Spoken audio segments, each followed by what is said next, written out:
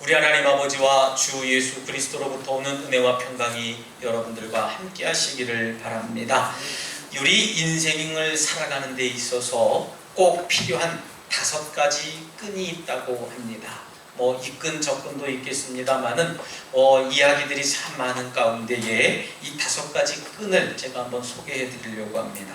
사람은 끈을 따라서 태어나고 끈을 따라서 사람과 인연이 맺어지고 또 이 끈이 닿으면 끊어진다 했습니다. 그래서 끈은 길이고 연결망이고 인연이라고 이야기하는 것 같습니다.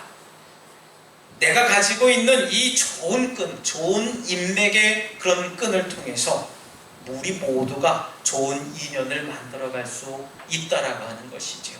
반대로 이 나쁜 끈을 갖게 되면 나쁜 인연을 통해서 내 삶도 나쁜 삶으로 살아갈 수밖에 없다는 것이 우리 인생들의 모습이라고 하는 겁니다. 첫 번째로 이 매끈입니다. 여러분들 매끈매끈하다 하는 매끈 있지 않습니까? 매끈이에요. 진짜 끈, 매듭지는 그런 끈이 아니고 우리 사람 인격으로 살아가는 데 필요한 끈을 소개하는 거예요. 매끈입니다.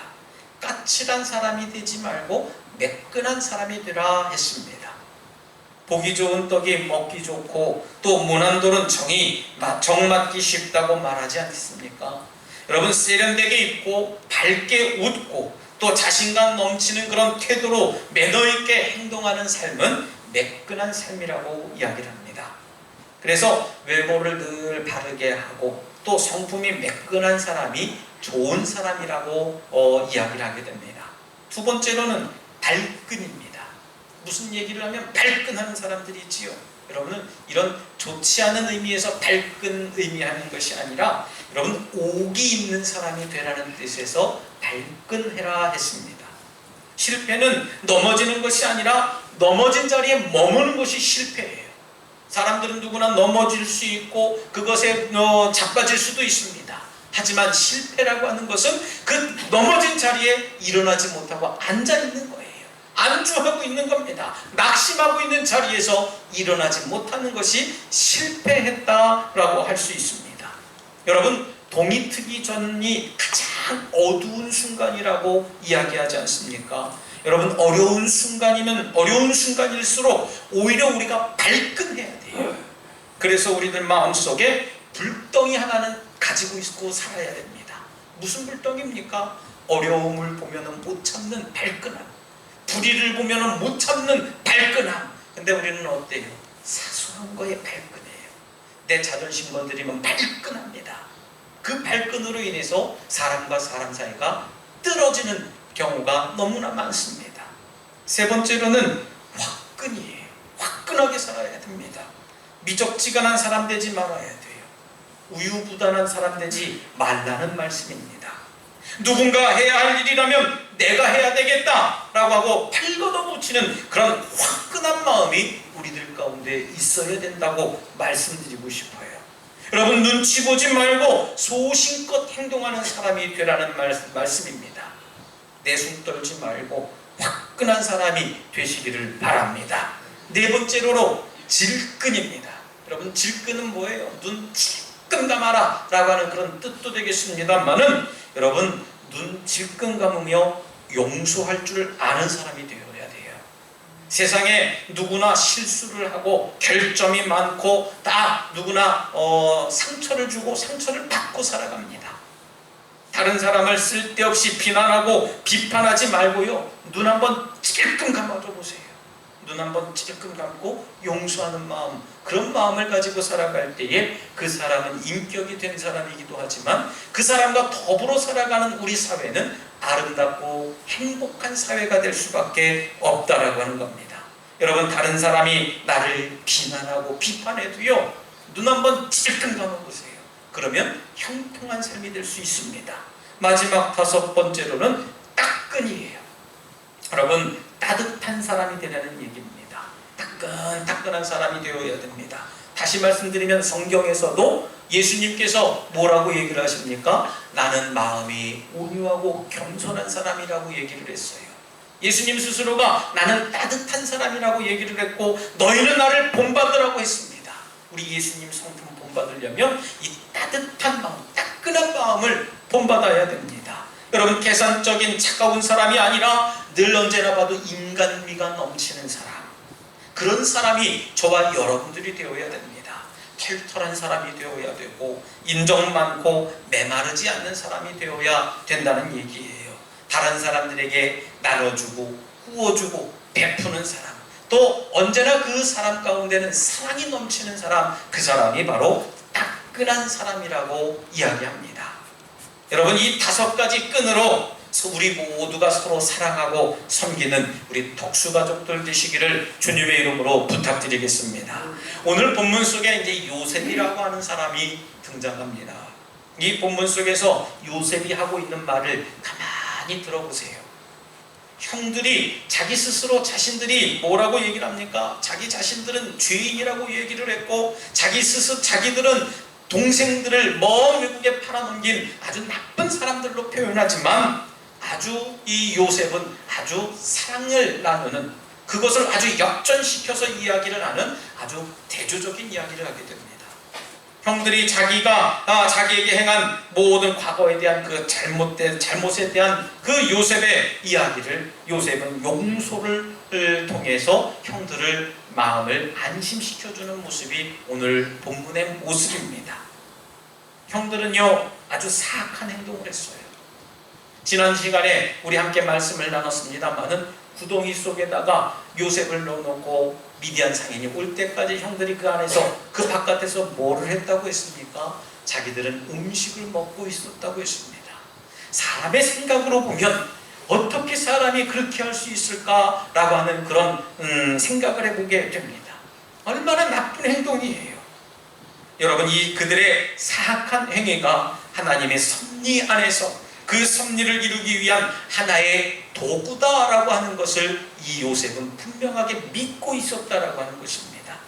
자신들이 저지른 이 사악한 죄를 시인하는 이 요셉의 형들과 이러한 요셉의 위로는 실제적으로 아주 아름다운 조화를 이루게 되어져 있어요. 여러분 한번 상상해 보세요. 누군가가 나에게 잘못을 했습니다. 누군가가 와서 나에게 잘못을 했는데 잘못을 한 이가 와서 미안합니다. 내가 이렇게 됐어요. 내가 참 잘못했어요. 내가 참 잘못한 것 같아요. 용서하십시오. 했을 때에 내가 그것을 가지고 눈 질끈 감아주면서 그래, 뭐 그럴 수도 있지 뭐. 나 같아도 아마 그럴 수 있을 것 같아. 그러니 너무 미안해하지 마. 다음부터 그러지 않고 함께 우리가 서로 사랑하며 살아가면 되지 않겠습니까? 라고 얘기를 하면 얼마나 아름다워요. 그것이 바로 오늘 본문이 가져다주는 교훈이라고 저는 생각합니다. 여러분, 그의 형들은 스스로 사악한 죄를 저질렀다고 생각했습니다. 그렇지만 이 요셉은 자신을 애국으로 보낸 분은 사실상 당신들 형들이 아니라 하나님이 나를 미리 예비 가운데 나를 보내주셨다라고 하는 그런 고백이 담겨져 있는 겁니다. 여러분, 얼마나 멋진 고백이에요. 저도 이 요셉의 이 장면을 볼 때마다 나도 바다처럼 넓은 사람이 되어서 어떤 비난을 들어도 저 사람이 나에게 악한 행동을 했어도 그것을 용서할 수 있는 마음을 내가 가져야 되겠다는 마음을 달라고 주님께 기도하는데 바다처럼 넓어지지 못하는 것이 우리 사람의 마음인 것 같습니다. 여러분, 요셉의 마음은 얼마나 멋집니까? 얼마나 통 큰 사람이에요. 이와 같이 하나님의 섭리에는 우리 인간들의 책임 혹은 또 그 행위에 대한 귀중함과 함께 서로 상충되는 조화를 만들어가는 것이 우리 인간들의 모습입니다. 여러분, 하나님께서 창조하신 그 모든 세계를 섭리하신다는 사실에 대해서는 우리는 의심할 여지가 없어요. 여러분, 지금 긴 장마가 계속되고 있습니다만은 이 또한도 하나님의 섭리 가운데 한 계획하심이라고 저는 분명히 믿습니다. 이 또한 하나님의 섭리는 우리 인간의 예상과는 전혀 관계없는 의외의 방법으로 나타날 때에 우리는 이런 일들 앞에서 우리 인간의 한계를 경험하고 하나님의 그 섭리와 능력 앞에 무릎 꿇을 수밖에 없다라고 하는 것입니다. 이런 경우를 우리는 성경에 여러 곳에서 찾아볼 수 있지만 그 중에 한 대표적인 예가 바로 예수님의 예를 들 수 있어요. 우리 주님께서 인류를 위해 겪으신 그 십자가 위에서의 고난과 죽음은 아주 귀중한 예로 우리가 볼 수 있게 됩니다.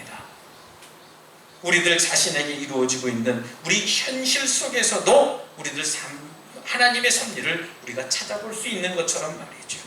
여러분, 우리는 때때로 우리의 실수가 선한 결과를 가져다주고 고통 속에서 파멸할 수밖에 없다고 느껴지는 그 순간마저도 신기하게도 축복의 모습으로 바꿔주시는 하나님의 역사를 경험할 때가 얼마나 많습니까? 좌절하고 낭망할 때가 있었다면 분명히 하나님께서는 이렇게 세워주시고 승리하게 하시는 그런 능력이 우리 하나님 가운데 계시다라고 하는 겁니다. 이러한 일들은 하나님의 섭리가 우리에게 특이한 상황을 통해서 역사하시는 것을 우리가 분명히 깨달을 수 있다라고 하는 것이죠. 이와 같이 모든 일은 하나님의 섭리 속에서 움직여지고 살아가고 더불어 경험하고 있다라고 하는 것입니다.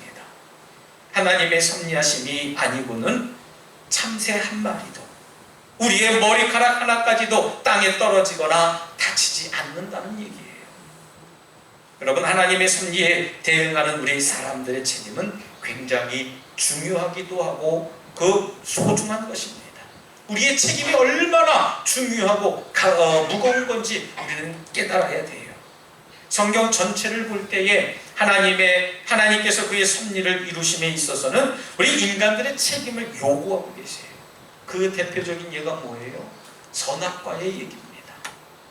내가 동산 중앙에 선악을 알게 하는 나무와 열매가 있는데 그것은 너희들 만지지도 말고 먹지도 말아라. 정녕 먹으면 너희들 죽으리라 했는데 이들은 하나님 앞에 도전을 하게 됩니다. 먹는 것까지 자기 의지예요. 자유의지입니다. 죄를 짓고 안 짓고도 자유의지지만요, 그 대가를 치르는 것은 아주 혹독한 것이라고 우리는 생각해야 됩니다. 어떤 대가를 치릅니까? 그 살기 좋았던 아름다운 동산, 생명의 동산에서 이들은 쫓겨나는 그런 모습을 보게 됩니다. 먹는 것까지는 내 자유였습니다. 먹고 마시고 즐기고 나누는 것까지도 내 의지였습니다. 하지만 그에 따르는 책임은 하나님께서 무겁게 우리들 가운데 주신다는 얘기예요. 그 책임이 수반되었다는 사실, 아주 명백한 사실 아니겠습니까? 여러분, 이와 같이 하나님의 섭리하심에 우리 인간들의 그 책임을 다할 수 있느냐 혹은 못하느냐에 따라서 축복을 받을 수 있느냐 축복을 못 받느냐가 결정되어진다라고 하는 겁니다. 하나님 말씀에 순종하면 복을 받지만 하나님 말씀에 순종하지 못하면 복받지 못한다, 저주받는다라고 하는 것이 구약성서가 알려주는 그 인과 응보의 원칙이라고 하는 겁니다. 여러분, 이와 같은 상황에서 볼 때에 하나님의 섭리와 우리 인간의 책임은 상호 보완적인 관계가 형성되어져 있음을 우리가 생각해 봅니다. 여러분, 성경은 행동 하나하나에 의해서 행해야지고 또 자신의 의지와 결정에 따른 책임은 우리 인간 스스로가 에게 있음을 분명하게 가르쳐주고 있지 않습니까? 요셉의 책임적인 신앙에서 보는 것처럼 말이죠. 여러분, 하나님의 섭리에 의한 경영은 요셉과 그의 혈육을 위한 아주 최종 목적을 성취시키는 데 있었다라고 하는 거예요. 우리는 먼저 하나님의 섭리와 인간의 책임적인 한계를 분명하게 할 수 있는지, 그것을 분별할 수 있는 지혜가 반드시 필요합니다. 하나님께서 우리에게 금한 것이 뭔지, 하나님께서 우리에게 명령한 것이 무엇인지, 그것을 따르는 것, 우리 인간의 의무와 권리의 문제라고 하는 것이에요. 여러분, 우리 모두는 하나님의 주권적인 섭리 안에서 살아가고 있음을 믿으시길 바랍니다. 내가 생각하고 있는 것, 마음속에 갖고 있는 것, 내가 행동하는 것, 내가 행하는 모든 더불어가는 이 사회적인 현상, 이 내 주변과 환경과 여건과 조건 모두 다 하나님의 섭리 안에 있다라고 하는 사실을 여러분들 인정하며 살아가시길 부탁드리겠습니다. 여러분, 축복과 저주는 우리 인간에게 주신 자유의지, 그 선용과 악용의 결과에 의해서 상과 벌로 나눠져 있다라고 하는 사실이에요. 여러분, 이 사실을 우리가 몰라서 죄를 짓는 게 아니지 않습니까? 하나님이 보고 계시지 않는다 라고 해서 여러분들 죄 짓습니까? 그렇지 않아요. 지금 이 순간에도 우리가 하나님의 말씀이 들려지고 있는데, 또 우리가 마음속에 하나님과 동행하고 있다고 믿으면서도 이웃을 내 몸과 같이 사랑하지 못하는 그런 삶을 살아가는 것 또한 죄를 짓고 있다라고 하는 사실이에요. 더욱이 이러한 일들을 통해서 하나님의 섭리하심을 우리가 볼 때에 우리는 우리의 환경에 대처하는 바른 신앙의 자세가 더욱 필요하다라고 하는 사실입니다. 오늘날 우리 주변을 한번 살펴보세요. 무분별한 상황이 너무나 많습니다.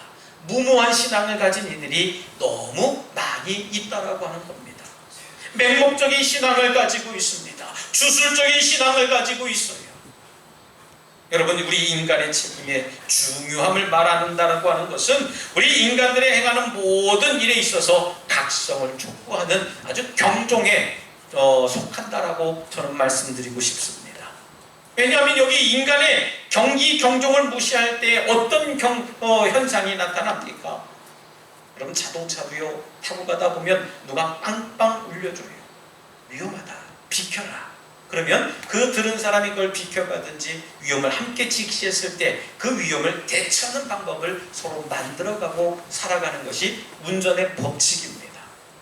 나 혼자만 질주해서 나가면 언젠간 다치게 되어져 있어요. 사고 나게 되어져 있습니다. 그러나 여러분, 경종을 울렸을 때에 멈춰서 좌우를 살펴보고 뒤도 한번 보게 된다면 안전하게 지나갈 수 있는데, 경종을 우리가 무시하게 되면 어떻습니까? 금방 사고에 이르를 수밖에 없는 겁니다. 여러분, 하나님의 나라가 이 땅 위에 실현됨에 있어서 우리 인간의 책임은 이토록 소중하다라고 하는 거예요. 저와 여러분들 가운데에서도 하나님의 경종을 우리가 잘 듣고 이해할 줄 알아야 됩니다. 꼭 내 삶 가운데 있어서가 아니라 우리 주변 환경을 바라보면, 자연현상과 우리 문화와 환경과 정치, 경제 모든 것들을 바라보면서 하나님이 우리에게 경고하고 계시구나, 하나님이 우리에게 정말 경종을 울려주고 계시는구나 라고 하는 것을 우리가 깨닫는다면 참되고 바른 신앙을 우리가 소유해야 될 줄 믿습니다. 이런 책임을 우리가 다할 때에 이 땅은 천국이 이루어지고 아름다운 하나님의 나라가 건설될 수 있다라고 하는 사실이에요. 사랑하는 우리 덕수가족 여러분, 화목한 삶을 살아가야 될 줄 믿습니다. 사람들은 이익의 문제가 생기게 되면 화목이 깨어지게 되어져 있어요. 그 대표적인 예가 돈 문제 아니겠습니까? 물질의 문제입니다.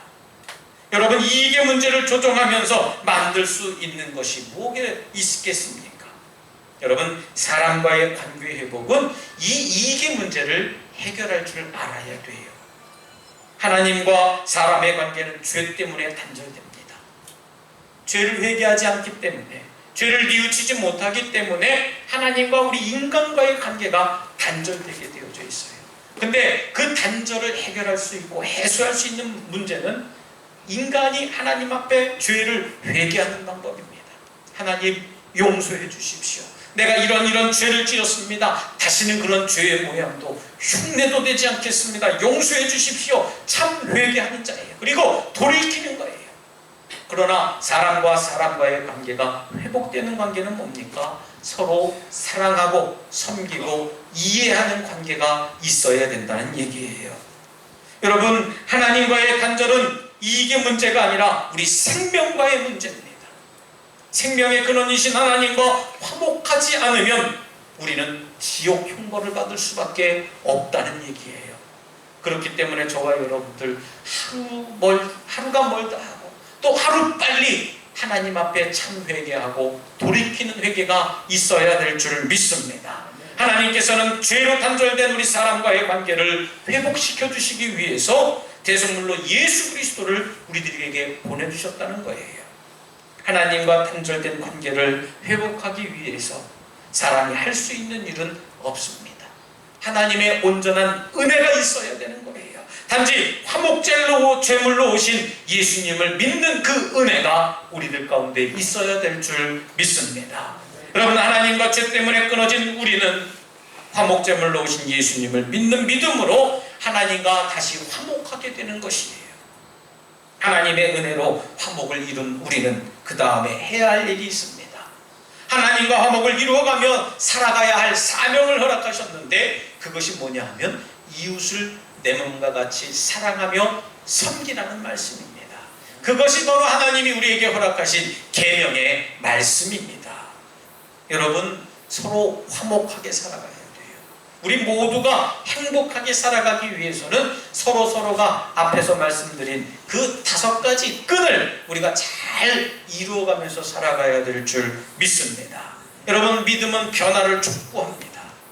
세상 사람들이 우리를 바라보면서 기대하고 바라는 것이 뭡니까? 저 사람들 믿는 사람이었네. 저 사람들 권사였네. 저 사람이 장로였네. 저 사람이 목사였네. 여러분들 그렇게 말하는 이유가 뭐겠습니까? 뭔가를 기대하는 거예요. 목사면 달라야지 않겠습니까? 장로면 달라야 되지 않아요? 권사면 달라야 되지 않습니까? 하는 그 사회적인 요청과 요구가 분명히 있다는 거예요. 목사인데도 똑같이 미워하고 멸시하고 천대합니다. 장로인데도 사랑하기는커녕 오히려 경멸합니다. 권사인데도 서로 사랑하기는커녕 서로 이간하고 서로 분위기를 조작해서 서로 분위기를 나쁜 쪽으로 만들어내요. 믿지 않는 사람들이 보면 야, 너네들도 믿는 이들이니? 라고 이야기할 수밖에 없는 겁니다. 여러분, 십자가에서 이루어진 하나님과의 화목을 믿는 우리는 우리의 삶을 통해서 하나님과의 관계가 화목하고 형통해야 될 줄 믿습니다. 여러분, 오늘 형제들에 대한 요셉의 용서와 사랑은 측량할 수 없는 그 아주 큰 사랑이에요. 지금도 죄짐을 지고 괴로워하는 우리들 구원으로 초대하시는 그 그리스도의 사랑은요, 더욱더 크고 한량이 없는 줄 여러분들 믿으시기를 바랍니다. 더 이상 죄의 무거운 짐에 눌려서 여러분들 고민하지 마시기 바랍니다.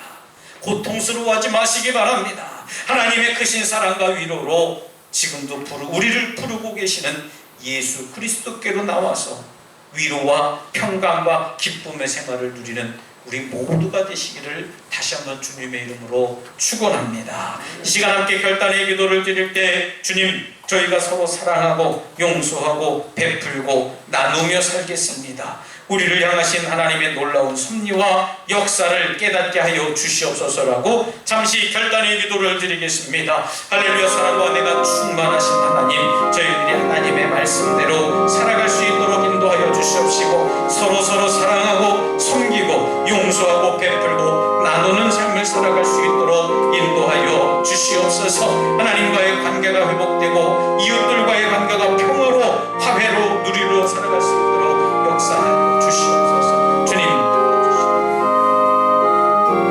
아버지 믿습니다. 신실하신 하나님 붙잡아 주시옵소서. 사랑과 은혜가 충만하신 거룩하신 하나님, 오늘 요셉의 용서와 사랑을 통해서 우리에게 허락하신 많은 이웃들을 돌아보기를 원합니다. 때때로 분이 생겨서 다투고 결별하기도 하고 험담하기도 하고 저주했지만 이제는 그리스도의 사랑과 은혜로 서로 사랑하고 섬기는 그리스도의 성도들이 될 수 있도록 인도해 주시옵소서. 소통하게 하시고 대화하게 하시고 사랑하게 하시고 용서하게 하여 주시옵소서. 예수님 이름으로 기도드리옵나이다. 아멘.